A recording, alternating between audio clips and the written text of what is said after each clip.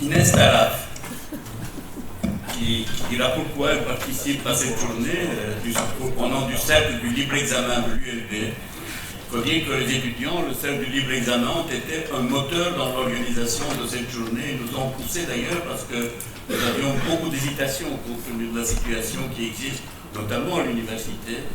Et donc, ils ont joué un rôle tout à fait majeur et je suis très heureux de vous donner la parole.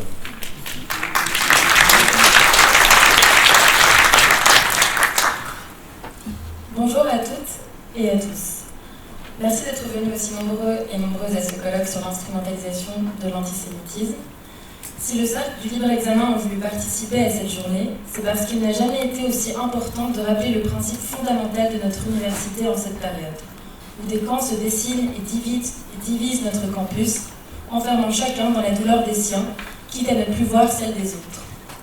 Le libre examen nous incombe de rejeter tout argument d'autorité en matière intellectuelle, quelle que soit l'autorité qui cherche à imposer ses directives à notre pensée, et quel que soit le domaine où cette autorité cherche à nous imposer ses directives. Imposer des directives à notre pensée, voilà donc ce qu'a tenté de réaliser le Parlement européen en adoptant une résolution sur une cause essentielle, la lutte contre l'antisémitisme. Ne soyons pas dupes face à l'instrumentalisation politique qui nous est imposée et qui souhaite empêcher notre indépendance de jugement. La résolution adoptée s'appuie en effet sur la définition de l'antisémitisme proposée par l'Alliance internationale pour la mémoire de l'Holocauste, l'IRA, dont le grave défaut est de s'écarter de son objet en multipliant les références à l'État d'Israël.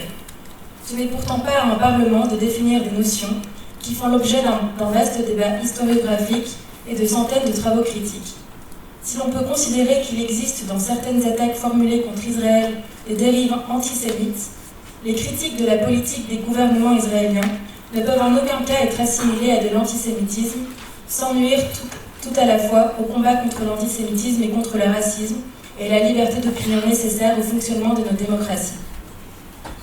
Ne nous laissons pas duper par cet amalgame croissant entre les critiques adressées à l'État d'Israël et l'antisémitisme. Un amalgame d'ailleurs promu par le gouvernement d'extrême droite israélien. Pourtant, si l'antisémitisme doit être combattu, son instrumentalisation aussi. Face à la recrudescence d'actes antisémites que nous observons depuis les massacres du 7 octobre, cette politique, loin de protéger les personnes juives, les désigne indirectement comme cible.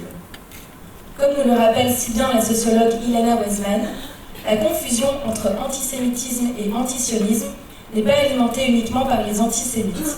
Elle l'est aussi par certains défenseurs d'Israël. Crier à l'antisémitisme à chaque critique d'Israël est un piège, l'autre face du procédé antisémite de l'assimilation des Juifs à Israël. Dans les deux cas, les personnes juives sont réduites à la réalité israélienne et ces compromissions nuisent à nos combats.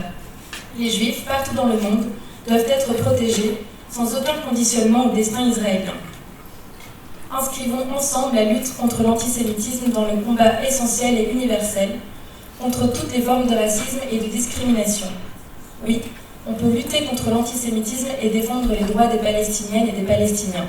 Oui, on peut lutter contre l'antisémitisme tout en condamnant la politique de colonisation du gouvernement d'extrême droite israélien qui, rappelons-le, mène actuellement une campagne militaire visant à décimer la population de la bande de Gaza et déchaîner la mort, le chaos et la souffrance contre les Palestiniennes et Palestiniens à une échelle sans précédent. La lutte contre l'antisémitisme, le racisme et les discriminations ne se divise pas. Merci pour votre écoute et je vous souhaite de passer une excellente journée d'études.